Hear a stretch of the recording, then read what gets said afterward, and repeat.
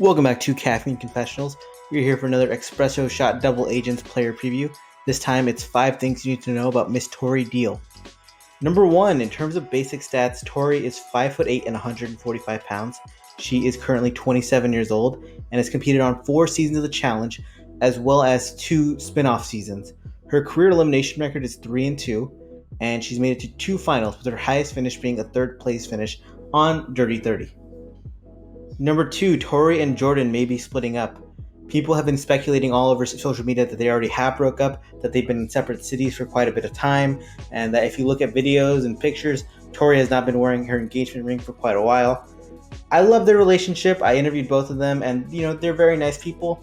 I wish the best for them. If they got divorced, probably for a good reason, or not divorced, but separated. It's probably for a good reason, probably for the best for both of them. So good luck to them in their future endeavors. Number 3, Tori is hosting MTV's Challenge Double Agents official podcast this season with Anissa. I'm not sure why they went to 2 cast members who can't really talk about the show objectively, because they were on the show and they will inherently have biased views. Nonetheless, I respect them for getting that bag. Also, there are rumors that Tori and Anissa might be moving in together. That's just being speculated. There's no substance to that in my opinion, but they are good friends. Number 4, Tori hates being hyped. It's a real mixed bag because you can tell Tori loves to have the spotlight on her because she's wanted to be a star on this show since day one. At the same time, when I interviewed her last year, she talked about how it's better to compete with little expectations because then you can always surprise people. Whereas when people see her as a top competitor, they just wait for you to fail, which is true. If you watch social media, they just completely wait for Tori to mess up and then just make fun of her. Hell, even I did it after that elimination loss to Jenna last season. It's a really weird predicament that she's been in because MTV has pushed Tori to the moon since she started on the show, calling her Rookie of the Year, hyping her up, and at times she's very much thrived and at other times she's failed, and people always harken back on the biggest failures, especially because MTV puts her on the pedestal. It's a mixed bag for her, truly. Number 5, in terms of strengths and weaknesses, Tori is one of the most balanced competitors. She's a solid swimmer, has excellent cardio, physically has the good size to go one-on-one with someone in a hall brawl or a pole wrestle, decent with puzzles, not the best, but decent. Everything she does, she's average at least. And in a final, that's the type of competitor that you want because she's not going to falter in any one category.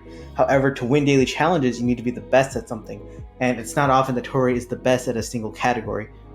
So when you don't have that power, it's easy to throw that person into elimination. It's one of the reasons people hound on her. She's a great competitor, but she's not the best at certain things, so she doesn't have the stats to show for it. Can Tori win?